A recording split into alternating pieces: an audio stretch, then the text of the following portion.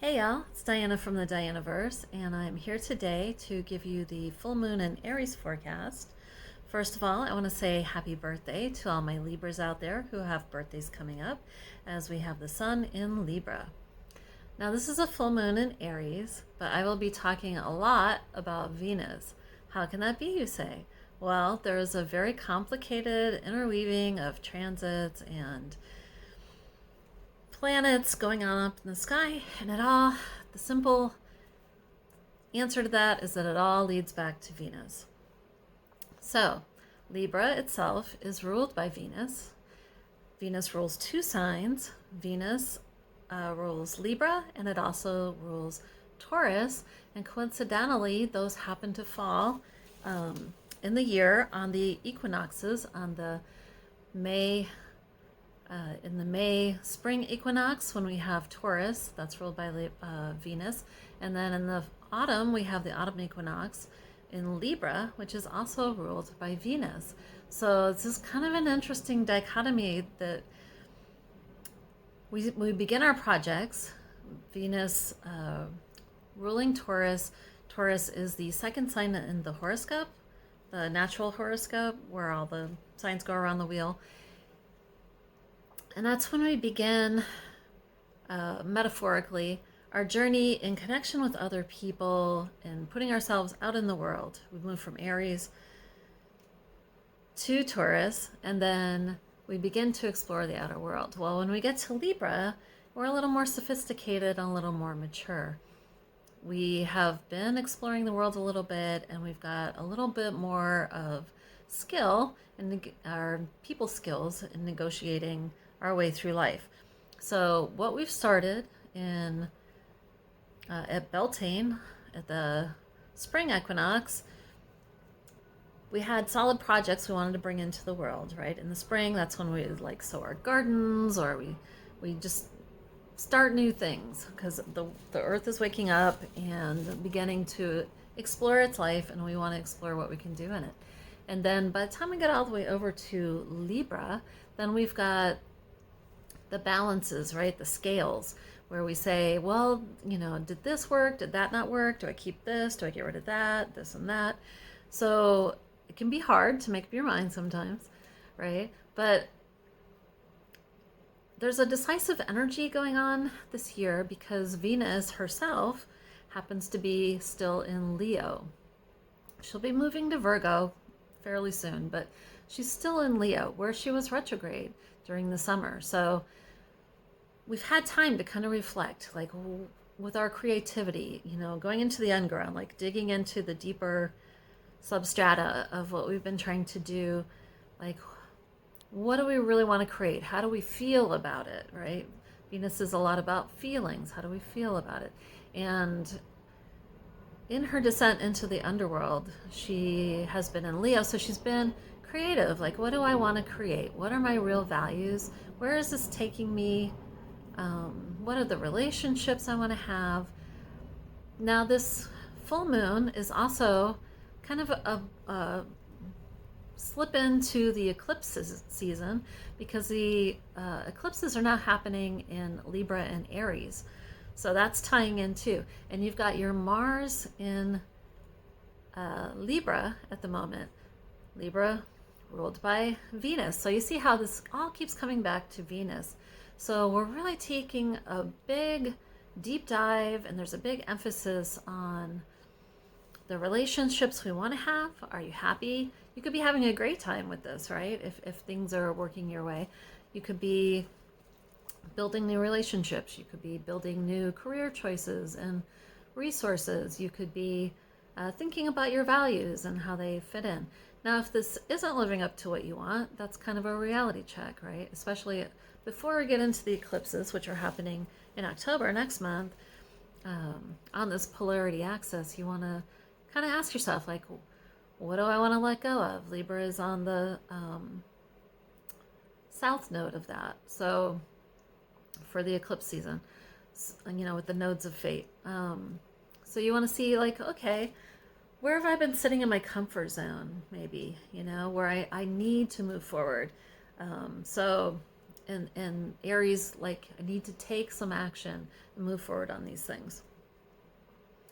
Now, an interesting thing that I have been thinking about, or I think it's interesting anyway, is that not only are Taurus and Libra ruled by the same sign, they're on the opposite sides of each other in a way. They're not really opposite on the horoscope wheel, but they're the spring equinox, excuse me, getting ahead of myself, and the fall equinox.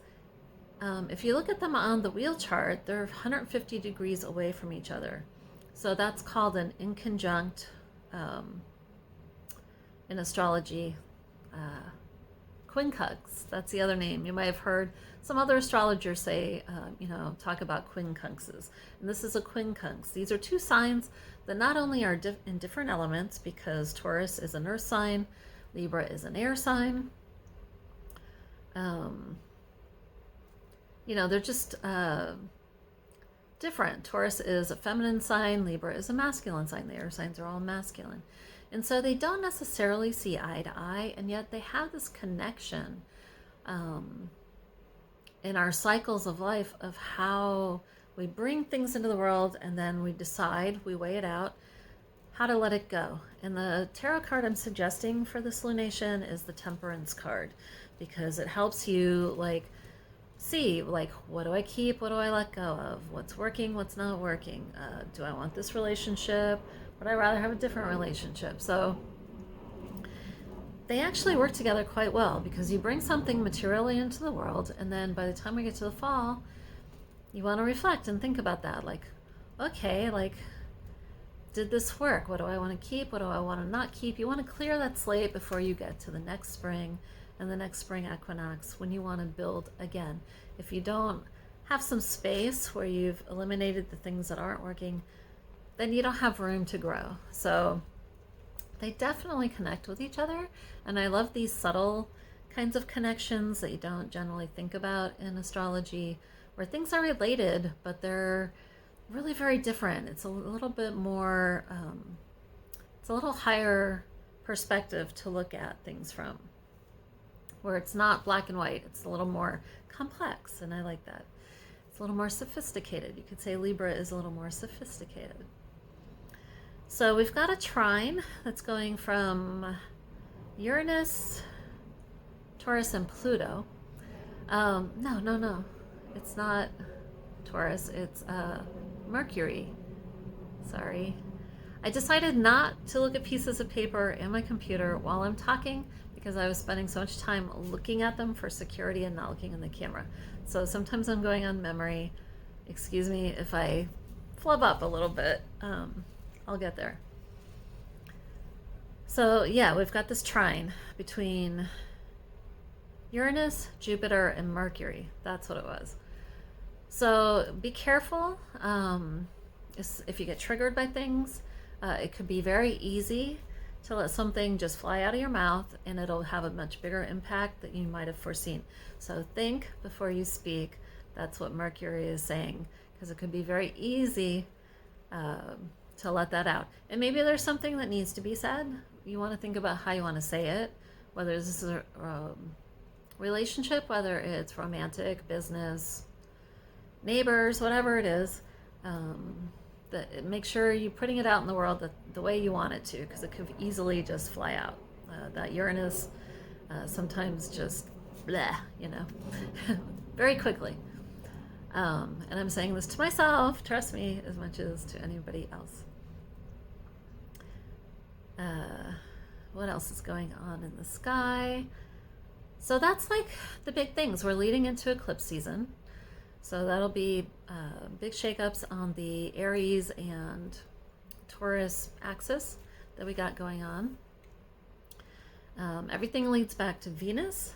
Venus, she's the morning star right now. When she was the morning star in ancient Mesopotamia, they considered her more warlike, that she would be bringing conflict. And we can see a lot of that in the news, although there's a lot of that in the news these days, all the time, it seems like. But you could see more feminine voices coming out. I've seen a whole lot of interviews with Cassidy Hutchinson, where she's talking about how she was trying to be in her integrity, or who she looked up to. You could see more of that sort of thing where there's just a feminine voice, whether it's, that could also be like trans issues and um, just all kinds of things around the feminine, or women speaking up, or feminine people speaking up in the world. So there's definitely an emphasis on that with all this Venus energy. And like I was saying, she was considered a goddess of conflict in her morning aspect.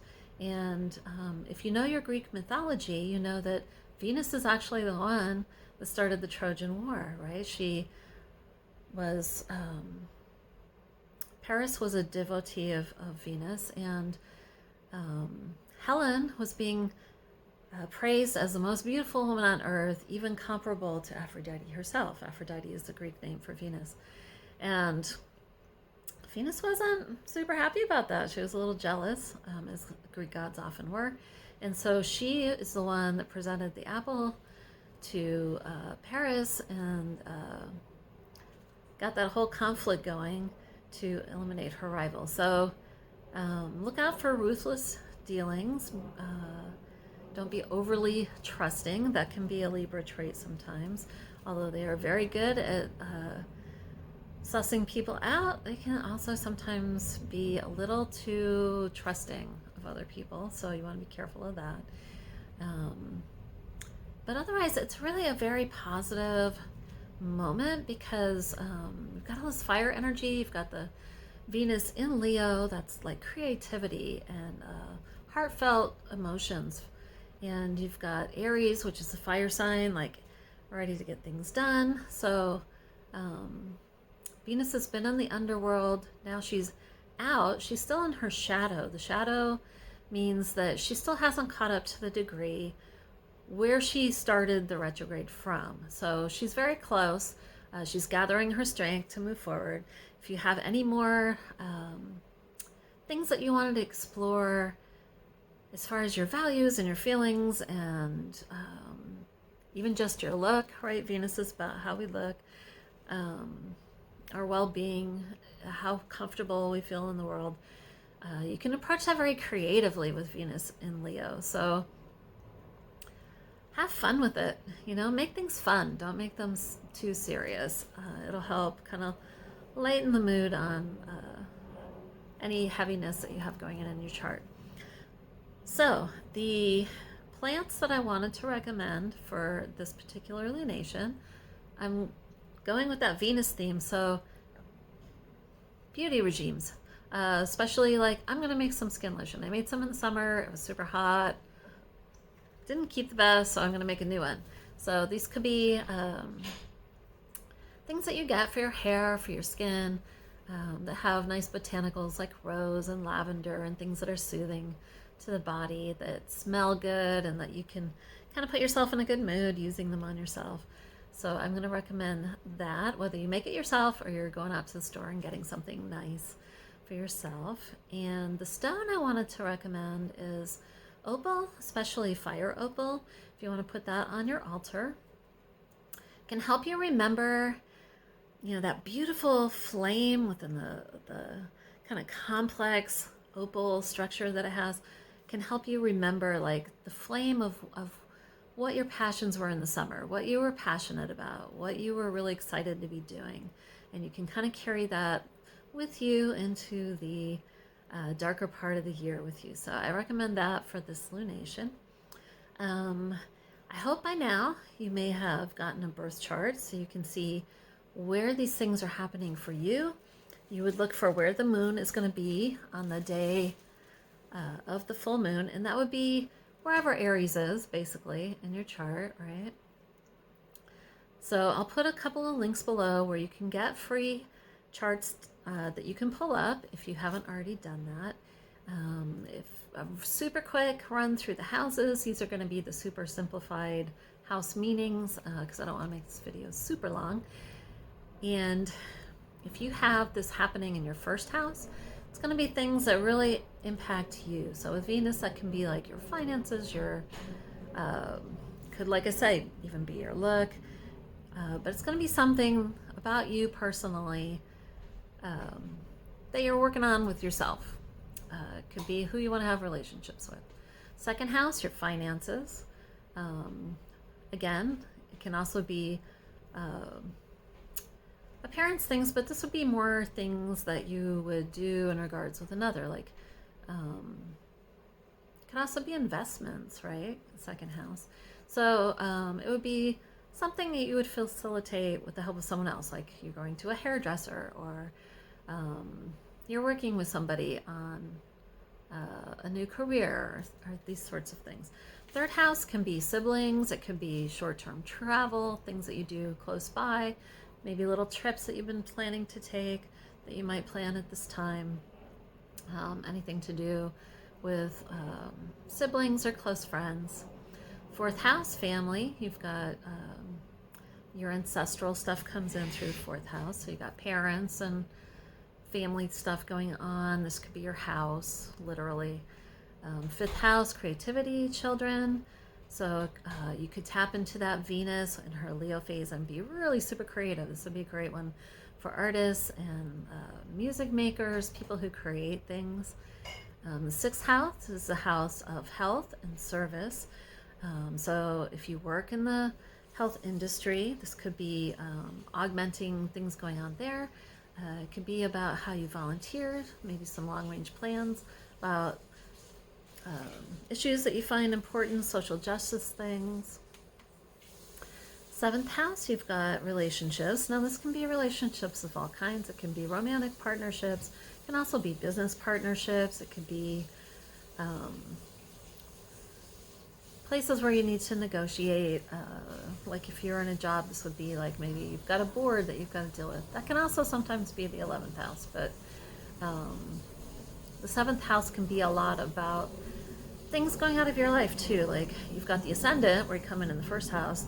7th house, you've just gotten through the descendant. So you're, sometimes it's people leaving, or it can be becoming more serious about a relationship you're already in. If you've got the full moon going on there, this particular lunation.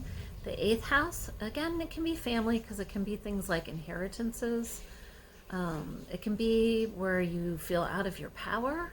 If you have this full moon in Aries in your 8th house, it could be the struggle of where you feel powerless in regard to something you're trying to do, and other people seem to be holding the reins. That can be a hard one to work through. Now, if you have it in your 9th house,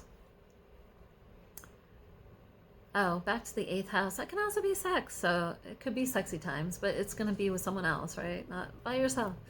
Okay, 9th house, travel. This would be travel further range than you get in the 3rd house. So maybe to another state or another country or somewhere farther away. Learning, if you're in course of learning particular skills or going to school, there could be a big emphasis on things going on there. It can be your mentors. The 9th house holds mentorship, and could be someone that you looms large in your life that you respect, that you can get some mentoring from. So you can explore that. 10th house, you've got your career. This is kind of also your reputation in the world. The 10th house is ruled by Saturn, so could be things going on with your work, your legacy, how you want to be remembered in the world. The 11th house is like community, so it could be a bigger community, like your neighborhood. It can also be in business, like boards and other organizations, and how you fit in well with large groups of people. And then the 12th house, can be a big emphasis on your spirituality. Aries in the 12th house could be how you feel in regards to your creator or the universe or God, however you want to put that. It can also be hidden things. It can be things that come to the surface and get a light shone on them from that full moon.